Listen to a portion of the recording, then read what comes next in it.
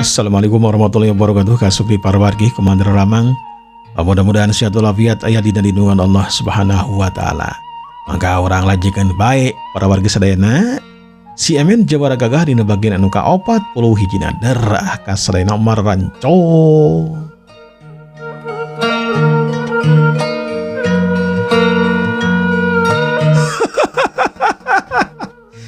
Dewek teh sudina jis kudu bebarengan jeung Andika rong barong. Gerak ya orang buktikan deui orang teruskan deui tarungna yo tada yo hiya.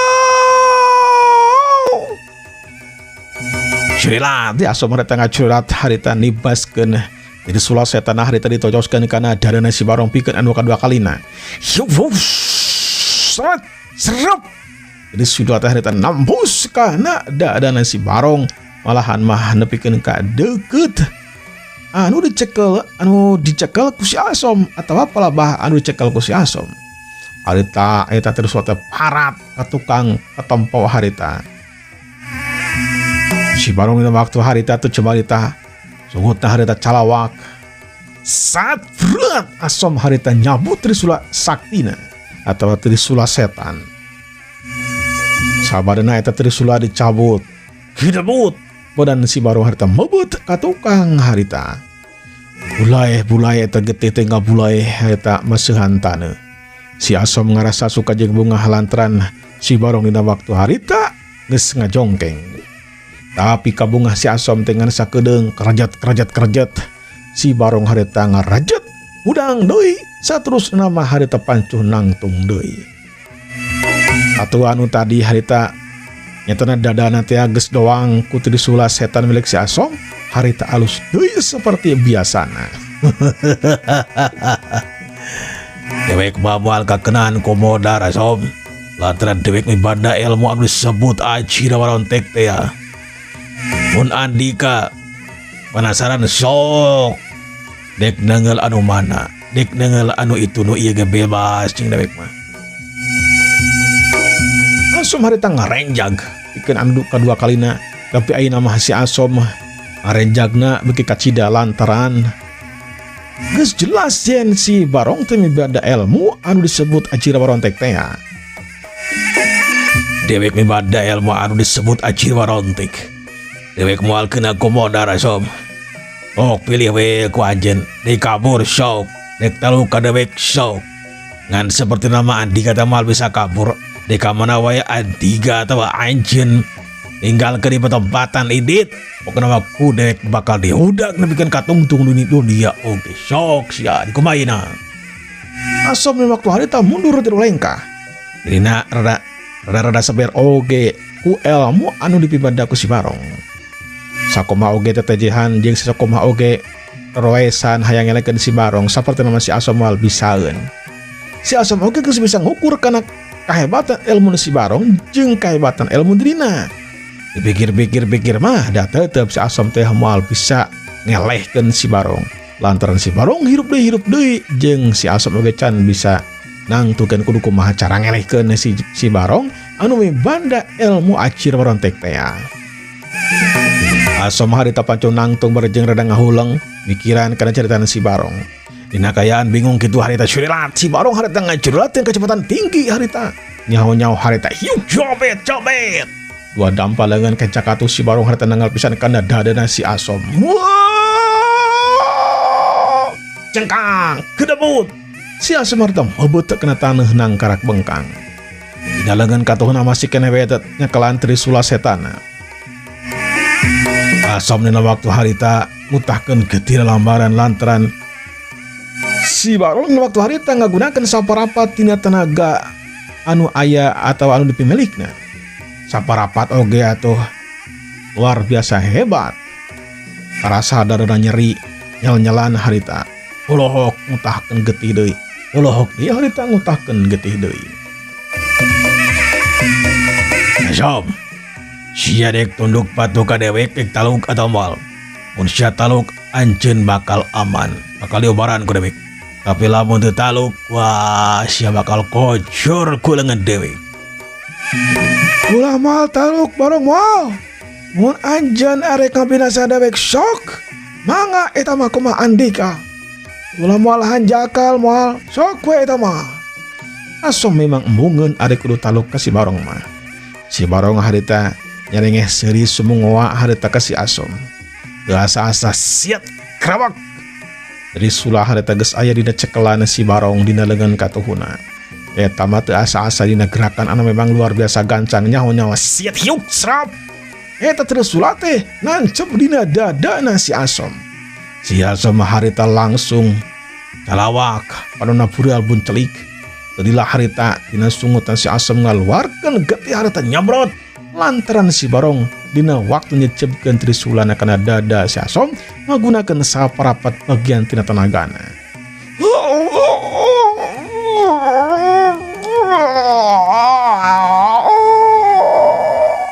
Ulahek si Asom harita ulahek sirahna ka belah kenca lantaran dina paragat nyawa ku si Barong dipateni ngagunakeun trisula setan milik si Asom.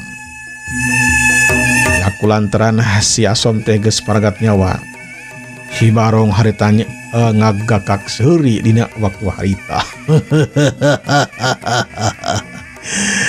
Dewe karasa sugema ya weh. Dina poe ayeuna geus bisa baragatkeun nyawa si Asom anu bangkawara goblok tadi. Cari tanah hayang newak si Emin. Kang murning sia dewek oge hese komode sia. Si Barong dina waktu harita leumpang saterus nama eta trisula setan milik si Asom diceklan we kuleungeun katuhuna. Saterus nama getihna harita diolas-alas kana jukut nya sabada kitu mah curilat. Si Barong teh ninggalkeun eta patempatan, ninggalkeun pileweungan anu urut atawa cikeneh dipake tarung jeung si Asom dina waktu harita. Si Barong harita ngablesat ninggalkeun eta patempatan anu dituju teh lembur Cipanglae nyetana pagurun kilat setan. Lila antarana tak kulantara lompat gancang atau si Barong teh tepi weh ka paguruan kilat setan. Dina waktu nepi gadinya langsung disampakeun ku tilu badega anu satyana nyatana si Hundra si Jalir jeung si Kurod. Tiluanan harta nyamperkeun walahan mah cium tangan sagala ka si Barong. Gowe si Barong teh kacida sugemana mibanda murid anu tilu eta anu begitu satya ka dirina. Tah memang kudu kieu euy. Andika tiluan kudu cium tangan ka dewek euy. Alah, kumaha kadaharan euy lapar ya. Tenang Kang. Masalah makanan sudah siap. Masalah minuman sudah oke. Mangga kalebet Kang.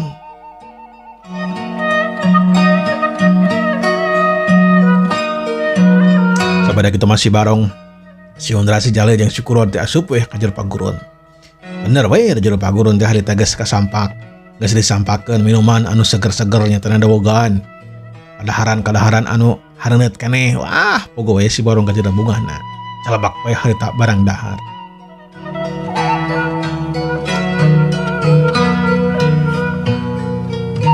Sabarana beres barang dahar, pogo we beuteungna si Barong teh jadi buciri treuk eureuleuh harita teh teurap. Alah, dewek sugema jeung ungah euy. Andika tiluan memang luar biasa hebat. Bisa apal dewek dina poe ayeuna bakal balik. Aduh, ieu duogan menikeun ka manis kieu. Alah. Bakal kakayam be aku dewek teu naon euy. Teu naon Kang, sok we mangga siepkeun. Seueur keneh seueur. Oh, bener. Ari loba keneh mah alus. Kumaha si Karman geus balik can euy. Si Birman geus balik. Sapertos nama teu acan mulang. Buka tadi dinten ayeuna panginten urang antosan we. Kira-kira mah sore lah meureun oge ka dieu. Nya ceuk pirasa dewek oge kira-kira mah bakal sore lah. Da kulantaran kitu dewek rek molor heula yeuh, stak kuat ditunduh yeuh. Anjeun tiluang teu ka mana-mana nya, lamun teh mah jalma anu nyieun kaributan, nyieun kakacauan, hudangkeun we tong asa-asanya. Mun mangga Kang, mangga. Saterusna si Barong harita asup weh ka jero kamar. Kolidag harita sare ker menikeun ka kerkeran ibra naker.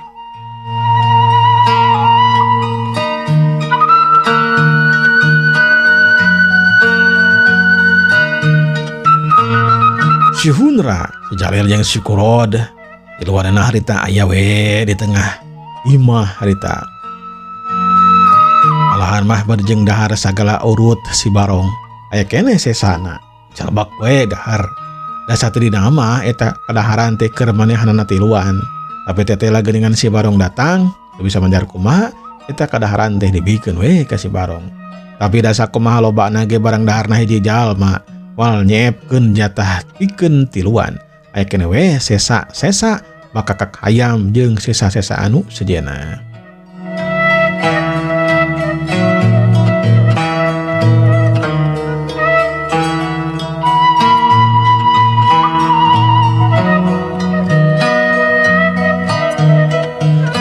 Kasugri parwargi cek urang tunda heula. Si Barong saparakan cak kibari urang kocapkeun si Karman si gegenir sakti teh. Si Karman ditugaskeun ku si Barong nyatana neangan si Emen teh kalemurna nyatana di lembur Cireuneu. Kahayang si Barong mah sakabeh jalma anu aya di eta lembur podaran we cenah kabehanana jeung imah-imah oge ratakeun duruk kabehanana. Parentah si Barong teh dilaksanakeun ku si Karman. Dina waktu harita si Karman geus tepi weh ka lembur Cireuneu. Si Karman harita neangan jelma anu dijadikan pupuhu di eta patempatan.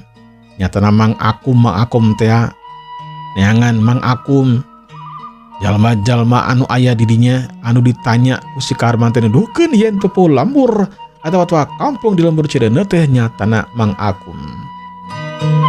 Si Karman lempang harita ngadegetan ka imahna Mang Akum anu geus menang pituduh ti jalma sejena. Srog harita si Karman tepi weh ka hareupeun buruan imahna Mang Akum. Pok harita. Kum, woi. Keluar ay, keluar. Dewe hayang cumarita jeung sia sok keluar. Ngadenge aya nu cumarita samodel kitu, Mang Akum harita buru-buru bukakeun panto. Brai panto dibuka, datela aya jalma harita nu keur pancun nangtung di buruan imahna. Weh saha digawa? Cumarita teh janji engab pasar garihal kitu sia. Sia. Mang Akum harita cumaritana sarwa garihalna berejeung kadang-kadang masok danga. Sia can nyaho ka dewek euy. Dewek anu katelah si Karman, babaturan si Barong.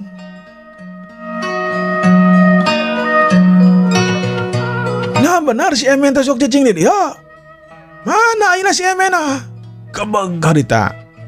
Mang Akum marenjag lantaran si Karman teh tetela geuningan babaturanana si Barong jeung harita teh nanyakeun si Emen. Mang Akum harita neger-neger maneh sangkan henteu panik, sangkan bisa ngontrol kana dirina jeung emosina. Si Emen mah eueuh di dieu. Eueuh di dieu. Si Emen mah eueuh. Si Emen geus dilalunta. Eueuh di dieu. Bisa teu percaya sok we ka jero ieu mah. Galedah imah dewek sok. Si Karman jadi penasaran, cilung harita luncat sok ke jero imah. Tengah tengok ke kamar harita dipapai kabehanana. Malahan mah ka pawon atawa ke dapur oge dipapai. Tetela da eueuh si Emen teh eueuh di dinya. Di mana di kamar si Emen ha? Rek buru Akum bejakeun. Jijinya dah. Kamar si Emen mah dinya. Sok we eta mah. Galedah hayang naon ge kumaha di ka eta mah. Si Karman harita asup ka kamar anu sok biasa dicecingan ku si Emen. Wak liek harita kaitu kade katu kadieu. Tujuan utamana mah maragatkeun nyawa si Emen jeung neangan emas anu dipipanda ku si Emen. Tapi tetela emas teh teuing diteuneun di mana ku si Emen. Tetela kabuktian dikeredah oge teu manggih emas saeutik-eutik acan. Si Karman jadi nyal ambek lantaran si Emen eueuh emas oge eueuh buru-buru harita keluar di kamar. Karawak poe harita. Samleh bajuna Mang Akum harita dicekelan malahan mah diangkat ka luhur. Sok sanajan pangawakan si Karman teh henteu jangkung-jangkung teuing sapantar we jeung Mang Akum, tapi tetela tenagana bedas jeung bisa ngangkat nepikeun ka luhur. Ampun Kang, ampun engap ampun aduh engap Gimana sia semen nu sabenerna ha? Yang bohong sia jeung dewek mah. Bisi diparagatkeun nyawa eta beheung teh paling disapatkeun. apa di mana? Pokoknya nama semen mah geus eueuh di dieu. Geus lunta. Disabrakna Andika jeung si Barong diselamatkeun ku hiji jalma teh apan eueuh semen mah teu balik di ka dieu niangan anjeun. Si Karman harita ngalesotkeun Mang Akum kalayang-koleang gedebut harita. Mang Akum teh ragrag harita kana papan. Ogo we karasana nyeri pikeun Mang Akum. Sedang si Karman harita kawarti imah. Iburuan imah harita alba jalma anu nempokeun ku si Karman mah teu asa-asa hiuk jebet jebrot. Eta jalma anu nempokeun teh malahan aki-aki oge anu dijejeg sagala. Cengkang-cengkang gedebut. Jalma-jalma anu aya di buruan teh harita cing carengkang cing gedebut. Saterusna mah harita sing karuak lantaran ngerasa nyeri akibat ditenggel jeung dijejeg ku si Karman ngagunakeun saparapat tina elmuna. Agunakeun saparapat tanagana tina tanaga lapis anu kacangking ku dirina. Uguh we eta jalma teh aya anu hahargungan menikeun ka teu hudang deui. Karasana teh nyeri pisan. Mun teh mah gunakan leungeun teh mah atawa diadukeun dibantrokeun wah jika nambah leungeun teh bakal potong. Untung we harita jalma anu tanggel teh henteu paragat oge ngan saukur hahargungan hungkul tapi henteu pisan hudang lantaran nyerina kacida jeung tenaga ujug-ujuga jadi ngaleungit atawa ujug-ujuga jadi beak. Si Karman harita urang mareng ka jalma anu aya di dinya saha oge anu nyamperkeun saha oge anu nembokeun wanita yang langsung ditenggel malahan mah aya anu nepikeun ka paragat nyawana. Parentah si Barong ku si Karman dan waktu harita dilaksanakeun. Jalma-jalma teh diberik, jalma-jalma teh diudag, kamana oge diudag. Ogo we. Jalma-jalma sejenna harita cing buriak lompatan, henteu menotok-notokkeun maneh anu lompat kana kotakan, anu lompat ka kebon, jeung anu lompat ting ka mana. Pokona mah padu lompat hayang nyelamatkeun dirina sangkan teu dipaehan ku si Karman. Jalma-jalma teh paburiak. Kolot budak malahan mah gendungna indung budak anu salah mawa ari budak diantepkeun ari bantal kalahkeun ka dibawa disangka nama budakna bakal tingkus sieun jeung panik lumatah ka dina waktu harita metak prihatin pisan.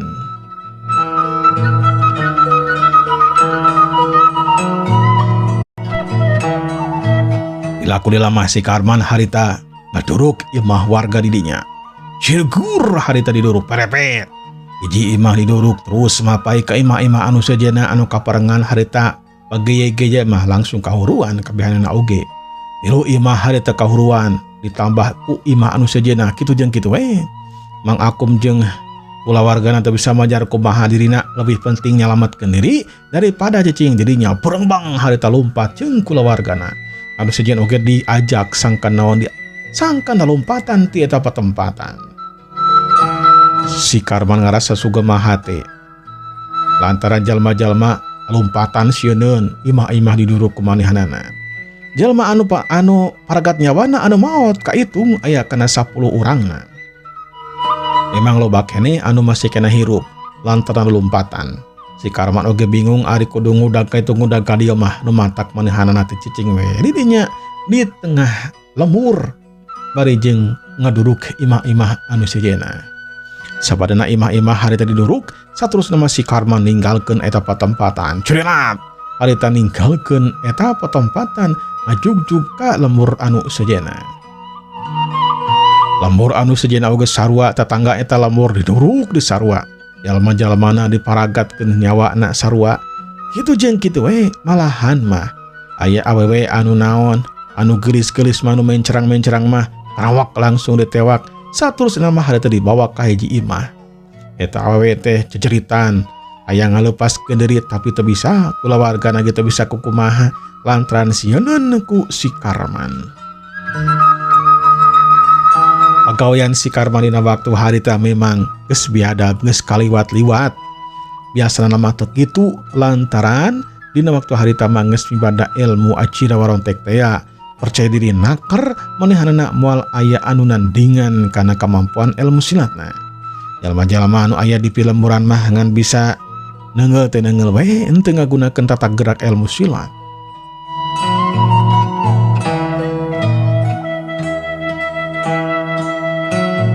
Panjangna mangsa alam dina ieu carita teu kacaturkeun harita. Urang kocapkeun bae dina mangsa alam peutingna. Mangsa alam peutingna jalma-jalma anu imahna kahuruan mah harita ting dimarana sararekna teh anu penting mah bisa ngagoler we. Sedangkeun jalma-jalma anu marawat mah diantepkeun bae cul we. Eueuh sukan aya anu mulasara lantaran sieun ku si Karman. Si Karman harita keur cicing di hiji imah. Di hiji imah panggung dibaturan ku hiji wanoja. Eta wanoja teh meunang maksa da amungeun atuh dikitu-kitu ku si Karman teh. Saatna mah dilengitkeun kahormatanan tidak amung sahanu daek, tapi kulantaran si Karman teh ayang mematak dina peuting harita mah susukaan we jeung hiji awewe anu lumayan gelis pikeun diri manehanana mah. Sangkan eta wanoja teh henteu barontak ditotok we nya nu matak eta wanoja teh pasrah sumerah we da teu bisa gerak.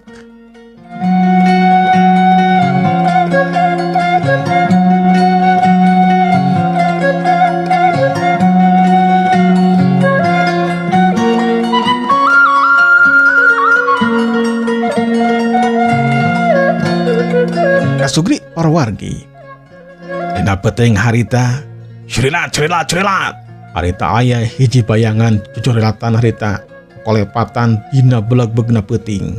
Saha eta jalma teh? Tetera eta jalma teh Gardawa si jubah iblis. Anu kaparengan harita ulampreng ka hiji lembur anu dicicingan ku si Karman teh anu diruksak ku si Karman diduruk teh sawareh mah eta imah teh. Gardawa si jubah iblis bisa nganyahwankeun yen si Karman teh aya di hiji imah panggung kesusukaan jeung hiji wanoja. Lumatak si Gardawa si jubah iblis teh harita ngadeuketan ka eta imah. Ok harita Gardawa si jubah iblis teh cumarita ngagunakeun tanaga lapisna. Woi, Karman. Udang Karman.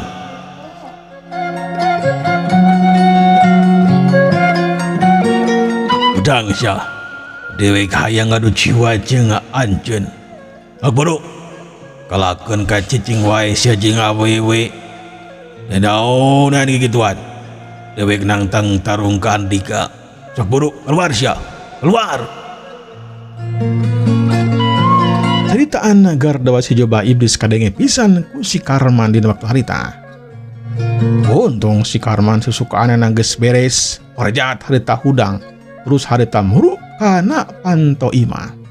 Raya panto imah dibuka, etela aya jalma anu pancun nangtung make jubah. Harita mencrong ka dirina, cilung si Karman harita loncat, cilanit cerig. Si Karman harita pancun nangtung di hareupeun eta jalma. Saha Andika? Wani-wani nangtang tarung ka dewek. Jeung deui naon maksud Andika teh jeung hayang tarung jeung dewek ha? Suka-suka dewek we atuh. Dek sare jeung saha ge kumaha dewek? Ari Andika naon jeung saha Andika teh hubungan jeung dewek naon coba? Ulah apalan ngaruksak ieu lemur teh Andika. Anu geus modaran rahayat ieu lemur Andika. Sakumaha jahatna dewek teu kieu-kieu teuing lur euy. Cing atuh kudu boga rasa pri kemanusiaan saeutik mah euy. Ulah kieu-kieu teuing. Hah? Rasa pri kemanusiaan kumaha itu lur? Dewek si Karman eueuh rasa-rasa gituan eueuh. Eueuh ampun pikeun dewek mah. Saha jalma anu bakal ngahalangan kana tindakan dewek. Tindakan anu kumaha oge seperti Andika ayeuna hayang ngajak gelut jeung dewek, hayang ngajak tarung jeung dewek, nu matak Andika oge bakal dibinasakeun ku dewek dina peuting ayeuna.